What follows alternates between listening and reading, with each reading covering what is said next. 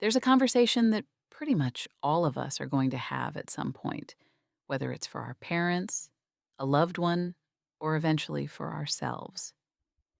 It's that tricky balancing act between that deep desire for independence and the real need for safety as we get older. It's a huge challenge, so let's get into it.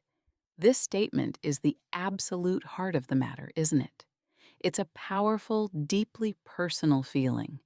And it's not just about the bricks and mortar of a house. It's about identity, about living life on your own terms. This desire is the first and maybe most important piece of the puzzle. Let's start by digging into this perspective. First, what is it about home that makes the idea of leaving feel almost unbearable for so many people? As you're about to see, it goes beyond just having a roof over your head. There's a term for this. It's called aging in place. But don't let the simple name fool you. It's not just about staying put in a house. It's about being able to live in your own community safely, comfortably. And this is the key, independently. It's about continuing your life, not just changing your location. And this really gets to the core of it, your home. It's a symbol of your autonomy. It's the one place on earth where you make the rules. It's that source of comfort, surrounded by cherished memories.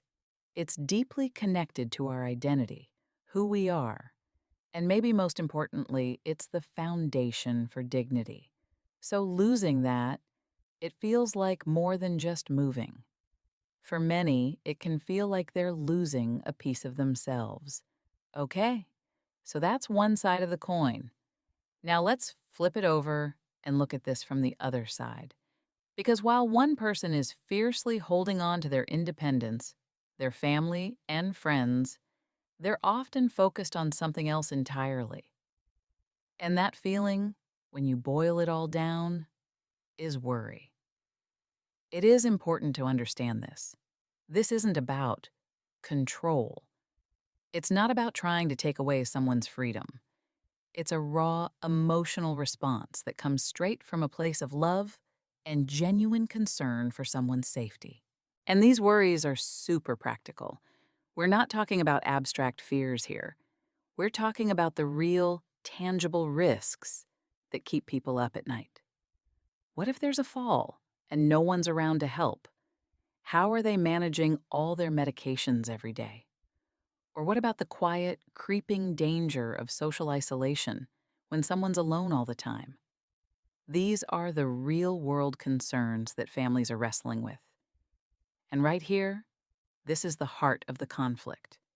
You've got two completely valid, incredibly powerful human desires that just seem to be in a tug of war with each other.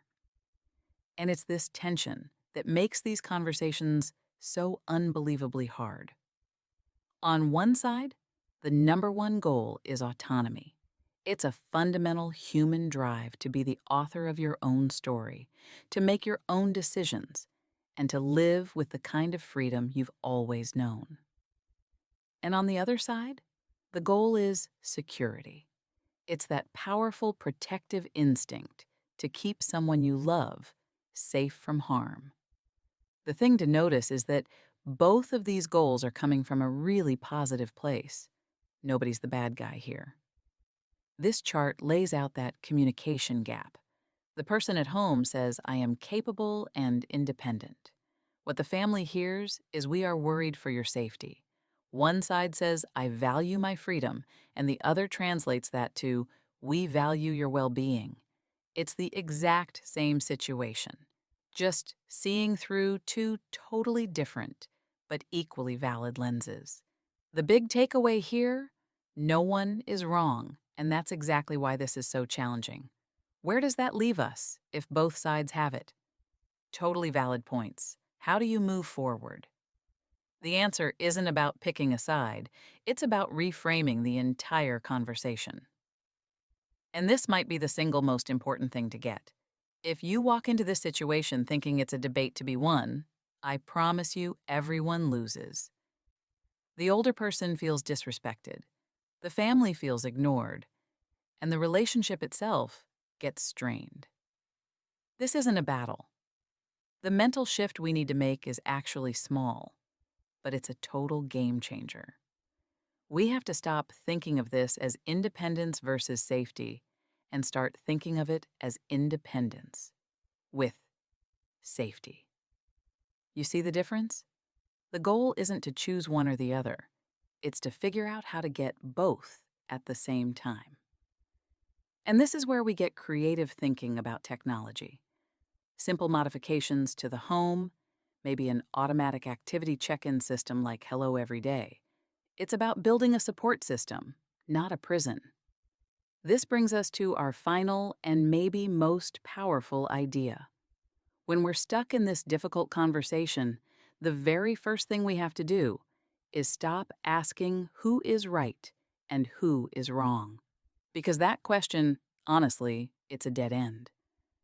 Instead, the real question, the productive one, the one that actually gets you somewhere, is this: how can we work together to support both dignity and safety? Asking this question changes everything. Suddenly, you're not opponents anymore. You're teammates. You've transformed a conflict into a shared project, a puzzle to solve together. And that one simple shift can make all the difference in the world.